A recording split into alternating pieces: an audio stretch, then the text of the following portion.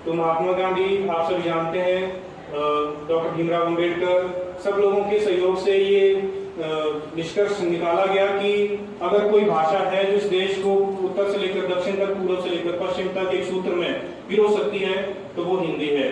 तो ये हिंदी भाषियों के लिए, हिंदी का अध्ययन करने वालों के लिए, हिंदी बोलने वालों के लिए बहुत ही गौरव का दिन है कि आज के दिन हमारी इस भाषा को राजभाषा के रूप में संविधान में मान्य।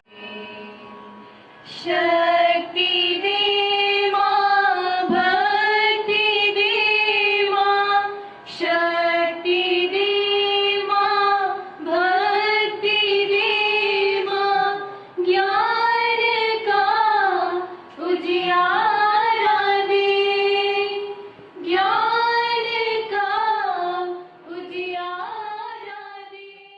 हिमाचल प्रदेश, हरियाणा, दिल्ली तथा इन राज्यों के आसपास की भाषा होने के साथ साथ हिंदी प्राय पूरे भारत में समझी अथवा बोली जाती है। गुजराती, मराठी अथवा तमिल, तेलुगु भाषी व्यक्ति भी हिंदी को समझ अथवा बोल लेते हैं। लगभग 25 करोड़ से भी अधिक वर्षों से हिंदी का प्रयोग एक साहित्य भाषा के रूप में भी किया जा रहा है। हिंदी के स्वर्ण काल अर्थात भक्ति काल में सूर, कबीर, जायसी, रसखान, तुलसी जैसे महान कवि एक साथ इस भाषा को समृद्ध करते दिखाई पड़े। हिंदी हमारे स्वाधीनता संग्राम की लड़ाई का प्रमुख शस्त्र रही है और नेताओं की जनसंपर्क भाषा भी रही है और आज इसमें तकनीकी शब्दों का अभाव नहीं है।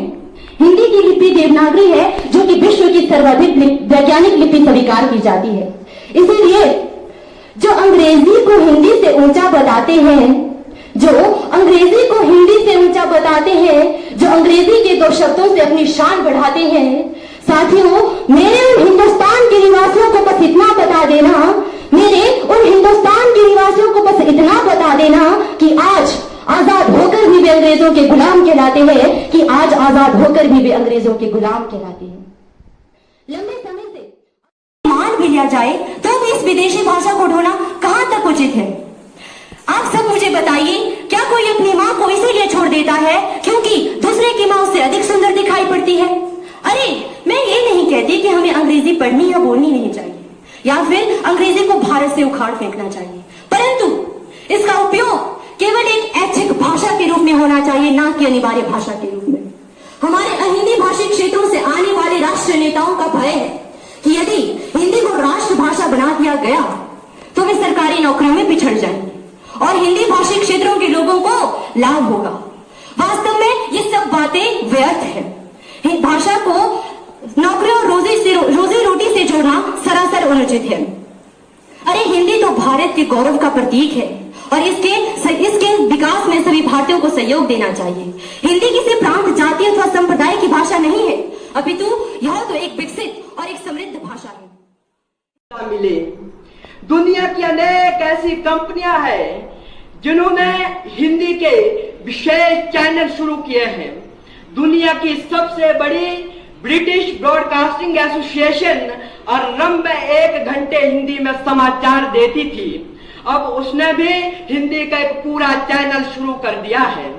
दुनिया की अनेक ऐसी कंपनियां हैं जो हिंदी में विज्ञापन छापती है। अमेरिका और ब्रिटेन की कंपनियां इस पर बेहतरीन ढंग से कार्य कर रही है। चीन जो भारत का धुर विरोधी रहा है ने भी अपने यहाँ हिंदी रेडियो की शुरुआत की है। जर्मनी और फ्रांस की सरकार ने भी हिंदी रेडियो शुरू किया है। जर्मनी की सरकार ने तो एक ऐसा हिंदी का विशेष संस्थान बना दिया है जिस पर अरबों डॉलर रुपए खर्च किए गए हैं। यह हम सब भारतवासियों के लिए गौरव की बात है। जब कोई भाषा उन्नति करती है तो उसके साथ मैं उस देश की नागरिक हूँ जिसे अपने भूगोल से पहले इस ब्रह्मांड का भूगोल समझ आता था। असीम सौंदर्य और पवित्रता का प्रतीक इस महाविद्यालय को नमन करती हूँ। महाविद्यालय की वैदिक मान प्रतिष्ठा और उसमें हम सभी की शिक्षा के प्रति निष्ठा को नमन करती हूँ। वह वट वृक्ष जिसकी छांव में यह विद्यालय परिवार फल फूल रहा है, ऐसे कृतज्ञता अभिभूत और जीवन सौंदर्य के पारखी मान्य प्राचार्य महोदय आर्य नेगी जी को नमन करती हूँ। अपने ज्ञान से सींचने वाले विद्वत शिक्षक समाज को नमन करती हूँ और नमन करती हूँ उस परम पिता परमेश्वर को जो मुझ में वक्ता बन बनकर बोल रहा है, आप सभी में श्रोता बन के सुन रहा है और इस सभागार के कण-कण में जो विद्यमान है। भारत के प्रथम प्रधानमंत्री पंडित जवाहरलाल नेहरू ने इस दिन को हिंदी दिवस के रूप में मनाने का फैसला लिया। एक दिन हमारी राष्ट्रभाषा के नाम, हमारी मातृभाषा के नाम। अयोध्या सिंह उपाध्याय हरिओत जी ने हिंदी की कितनी सुंदर व्याख्या की है। उन्होंने कहा था, आते ही मुख पर अति सुखद जिसका पावन नाम वही, 21 कोटि जन पूज्यता हिंदी भाषा है वही। उपस्थित सभी हिंदी प्रेमियों, हिंदी भाषा एक ऐसी भाषा है जो पूर्ण रूप से वैज्ञानिक, विशाल शब्द संपदा से युक्त तथा तकनीक के युग में कंप्यूटर के लिए प्रयुक्त है। इसको वैश्विक रूप देने के लिए हम भारतीय तवागसर होंगे और गौरवान्वित अनुभव करेंगे जब विश्व के सभी विकसित देश इस पर मोहर लगाएंगे, इसके प्रयोग को अपने सर्वोत्तम ज्ञान वर्धन का आधार मानेंगे। लेकिन दुर्भाग्य से हम भारतीयों का यह स्वभाव बन चुका है जिसके लिए हिंदी दिवस पर कई कार्यक्रम होते हैं। इस दिन विद्यार्थियों को हिंदी के प्रति सम्मान एवं दैनिक व्यवहार रखने की शिक्षा दी जाती है। इस दिन हिंदी निबंध लेखन, वाद विवाद आदि प्रतियोगिताएं होती है। हिंदी दिवस पर हिंदी के प्रति लोगों को प्रेरित किया जाता है, उन्हें यह समझाया जाता है रहना और अपनी मौज में रहना। ऐसा नहीं है कि मुझमें कोई ऐब नहीं है, ऐसा नहीं है कि मुझमें कोई ऐब नहीं है, पर सच कहता हूँ कि मुझमें कोई फरेब नहीं है। जल जाते हैं मेरे अंदाज से मेरे दुश्मन, जल जाते हैं मेरे अंदाज से मेरे दुश्मन। एक मुद्दत से मैंने ना मोहब्बत बदली है ना दोस्त बदले हैं। एक घड़ी खरीदकर हाथ में क्या बांध ली, एक घड़ी खरीदकर हाथ में क्या बांध ली, वक्त मेरे पीछे ही पड़ गया। सोचा था घर बनाकर बैठूंगा सुकून से, सोचा था घर बनाकर बैठूंगा सुकून से, पर घर की जरूरतों ने तो मुसाफिर बना दिया। सुकून की बात मत कर ए गालिब, सुकून की बात मत कर ए गालिब, वो बचपन वाला इतवार अब। हिंदुस्तान की गौरव गाथा है हिंदी, हिंदुस्तान की गौरव गाथा है हिंदी। एकता की परंपरा है हिंदी, एकता की परंपरा है हिंदी। जिसके बिना हिंद थम जाए, जिसके बिना हिंद थम जाए, ऐसी जीवन रेखा है हिंदी, ऐसी जीवन रेखा है हिंदी। हमारी एकता और अखंडता हमारे देश की पहचान है, हमारे देश की एकता और अखंडता हमारे देश की पहचान है। देखा हिमाचल प्यारा देखा, रातों रात तारा देखा हिमाचल प्यारा देखा, सब न्यारा देखा चांदनियों रातों रात चांदो चिरा घूमने के ओरे ओरे सरकार थी, गिल्लू लगाने के बढ़िया थी। घूमने के ओरे ओरे सरकार थी, गिल्लू लगाने के बढ़िया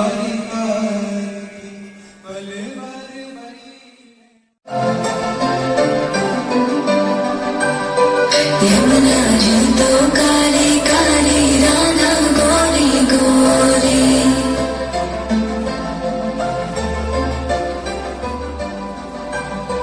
यमुना जी तो काली काली, राधा गोरी गोरी।